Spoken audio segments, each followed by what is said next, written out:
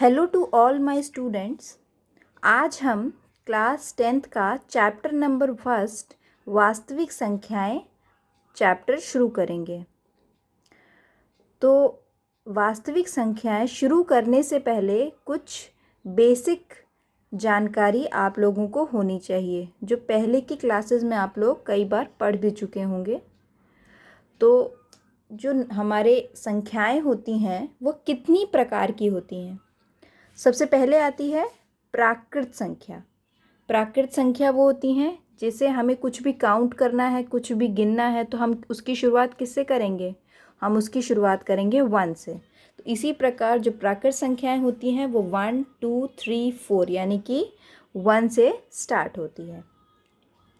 फिर आती है पूर्ण संख्याएं यानी कि होल नंबर्स। होल नंबर्स जो होते हैं वो 0 से शुरू होते हैं। 0, 1, 2, 3, 4, 5 इस तरह करते करते अनंत तक जाते हैं।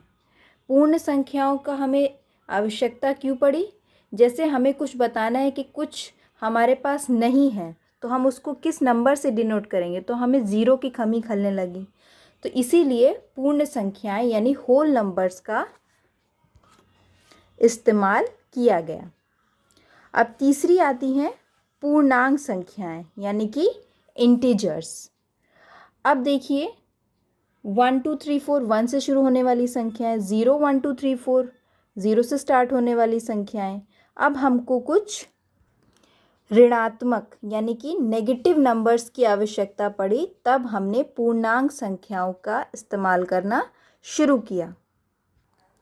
तो पूर्णांक संख्याएं कौन सी होती हैं? पूर्णांक संख्याओं में प्राकृत संख्याएं भी आती हैं, पूर्ण संख्याएं भी आती हैं, इसके साथ साथ ऋणात्मक यानी कि नेगेटिव नंबर्स भी आते हैं। तो पूर्णांक संख्याएं हो जाएंगी आपकी, क्या हो जाएंगी?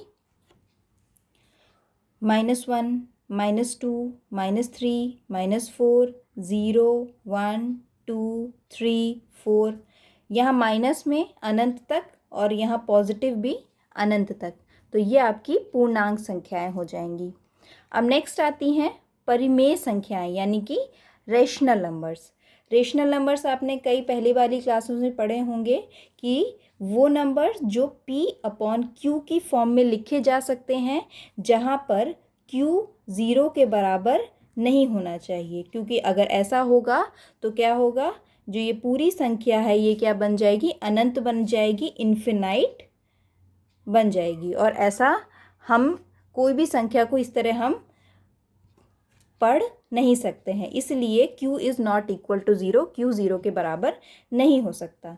तो हमें जब ऐसी नंबर्स की आवश्यकता हुई जिसमें हमें दशमलव का इस्तेमाल करना पड़ता हो, जैसे कि हमें बताना है कि हमारे पास 2.5 सेब हैं, जैसे हमारे पास 3.5 चॉकलेट्स हैं, तो हम उसको कैसे बताएंगे? उनको हम बताएंगे परिमेय संख्याओं की मदद से। तो ये जो होती हैं ये आपकी परिमेय संख्याएं होती हैं।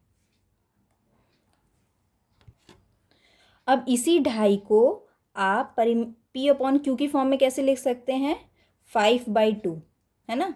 5/2 को डिवाइड करेंगे 2.5 आएगा। 1.5 को कैसे लिख सकते हैं? 3/2। इसी तरह जितने भी ये पूर्णांक संख्याएं होती हैं 0 को छोड़ के और प्राकृत संख्याएं होती हैं, वो सारी ही परिमेय संख्याओं के अंडर आती हैं। ऐसा क्यों है? ऐसा इसलिए है क्योंकि प्राकृत संख्याओं को आप किस तरह से लिख सकते हो? 2/1, 3/1, 4/1, 1/1। ठीक है, तो ये जितनी भी संख्याएं हैं ये अपॉन में P/Q की फॉर्म में लिखी गई, और देखो नीचे 0 भी नहीं है। तो ये जितनी भी आती हैं, जितनी सारी संख्याएं हैं, ये परिमेय संख्याओं के अंदर आती हैं। लेकिन ये 0/0 ये हम नहीं कर सकते हैं, ये भी आपका इन्फिनाइट नंबर हो जाएगा, तो इसको हम नहीं लेंगे। लेकिन हम 0/1 ले सकते हैं, ये आपकी परिमेय संख्या कहलाई जाएगी, 0 रहेगी, है ना। इसका आंसर भी 0 ही रहेगा, 0/1 का। अब आते हैं अपरिमेय संख्याएं। अपरिमेय संख्याएं ऐसी संख्याएं होती हैं जो P/Q की फॉर्म में व्यक्त नहीं की जा सकती हैं। ठीक है, जैसे कि हो गया आपका √2, √3, √5 ये आपकी अपरिमेय संख्याएं होती हैं। जैसे कि एक एग्जाम्पल लीजिए आप अपरिमेय संख्या का। आप लिखते होंगे पाई बराबर 22/7, है ना। ये भी आपकी एक अपरिमेय संख्या है, क्योंकि जब आप इसको भाग देंगे तो भाग देने पे कुछ ये संख्या आएगी 3.1428571, मतलब इस तरह करके बढ़ती जाएगी, ये कहीं भी संख्या ख़त्म नहीं होगी। तो इस प्रकार इसको P/Q की फॉर्म में नहीं लिखा जा सकता। अब आप कहेंगे कि ये 22/7 तो P/Q की फॉर्म में ही लिखा हुआ है, लेकिन ये जो है पाई की वैल्यू ये एग्जैक्ट वैल्यू नहीं होती, ये अप्रॉक्सीमेट लगभग वाली वैल्यू हम क्वेश्चंस को सॉल्व करने के लिए ये वैल्यू मान लेते हैं, क्योंकि इतने बड़े वैल्यू को हम क्वेश्चंस में नहीं रख सकते हैं। लेकिन जैसे ये परिमेय संख्याएं होती हैं, इसको आप भाग दोगे, जैसे 5/2, 5 को भाग दिया आपने 2 से तो 2.5 आया। एक निश्चित संख्या के बाद ये जो भाग था वो रुक गया, लेकिन इस केस में अपरिमेय संख्या के केस में ऐसा नहीं होगा। नेक्स्ट आती है आपकी वास्तविक संख्याएं।